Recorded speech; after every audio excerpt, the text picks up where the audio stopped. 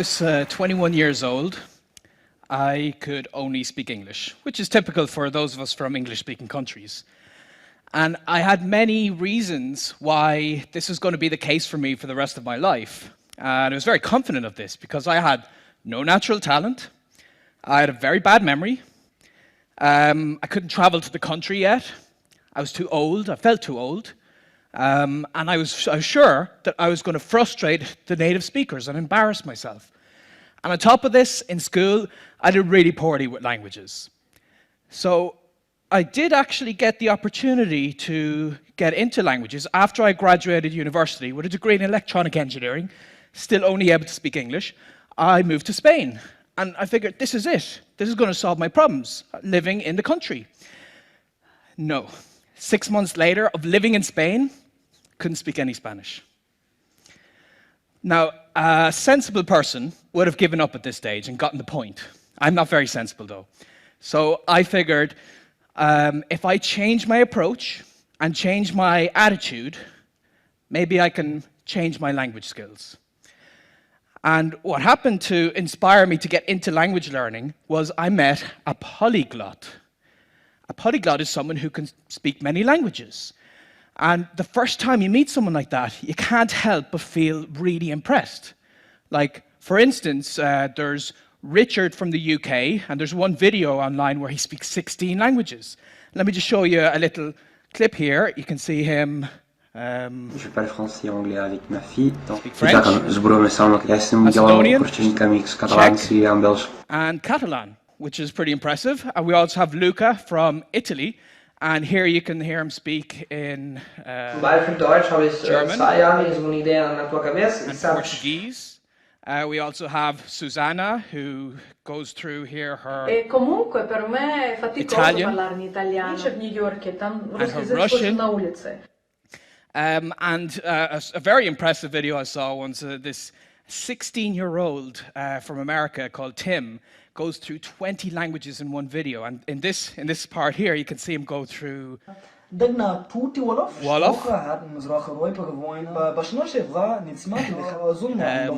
Yiddish, Hebrew, Arabic, Turkish, Swahili,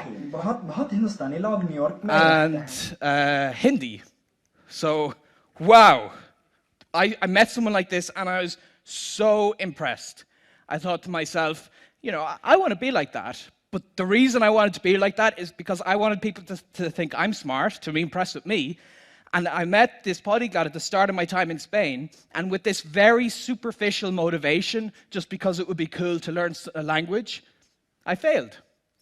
So what I discovered after those 6 months is one of the biggest problems we have in language learning, but we don't know it, and that's motivation.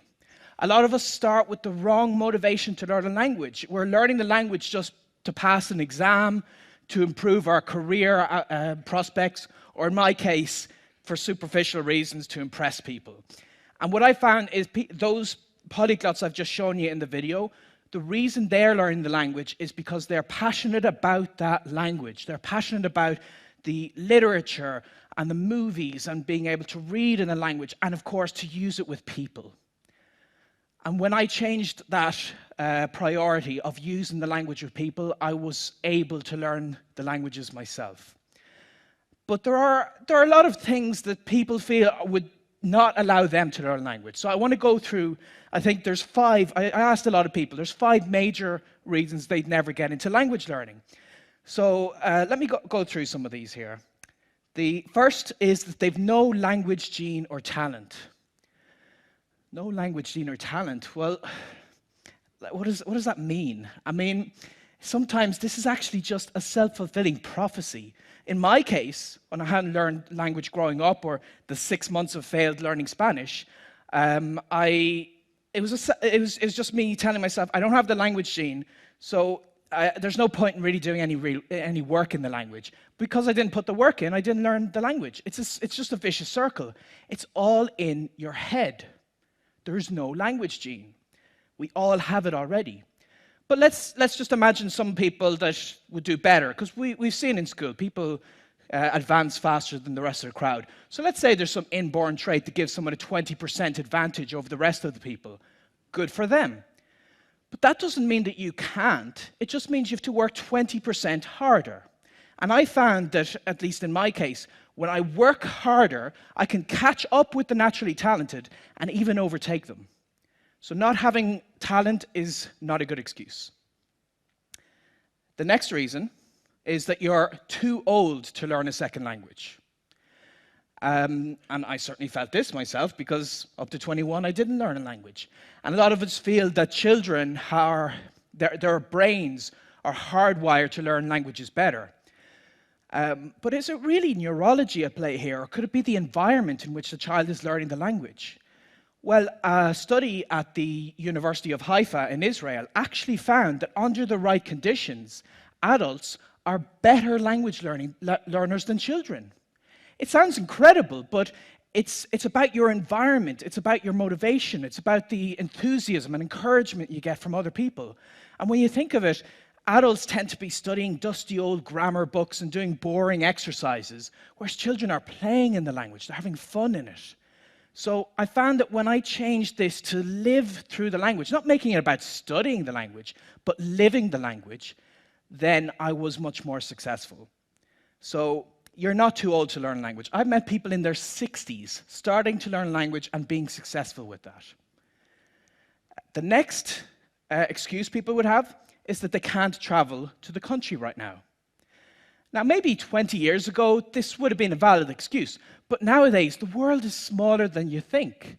Thanks to the internet, we can connect with native speakers from across the planet, and you'll see that in a lot of cases, they might want to learn your language, and then money isn't even an issue, because you teach them a little and they teach you a little.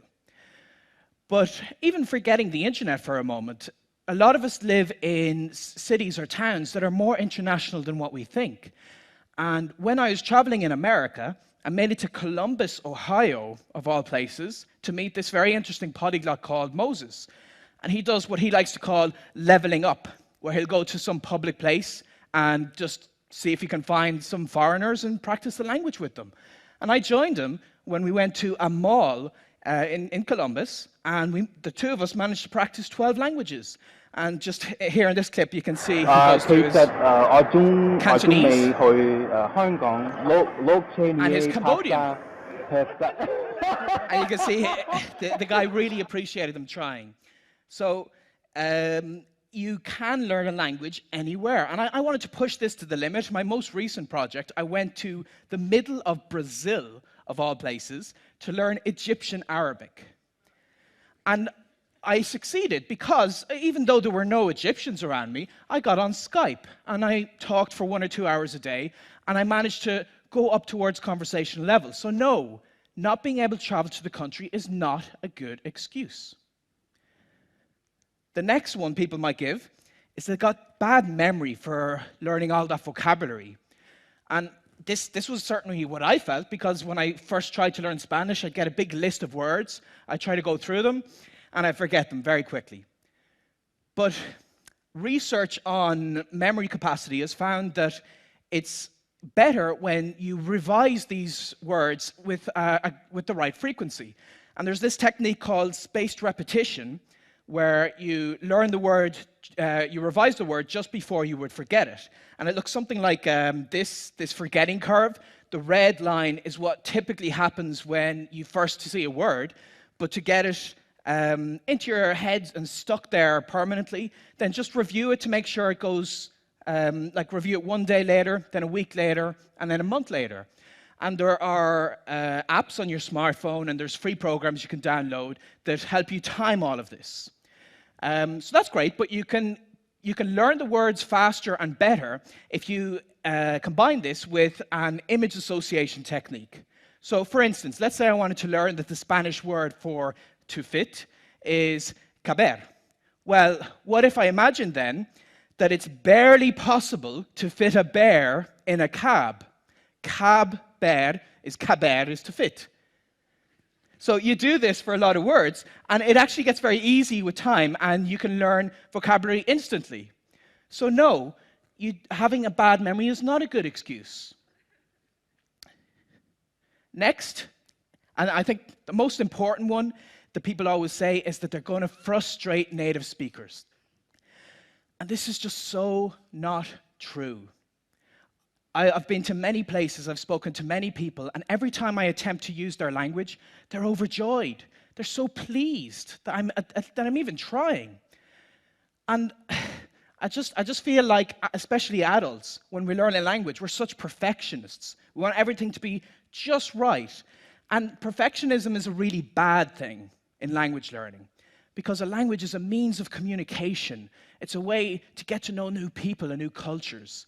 And when you embrace this, it's okay to make mistakes. And I actually have a goal to make at least 200 mistakes a day, because then I know I'm getting somewhere, I'm using the language.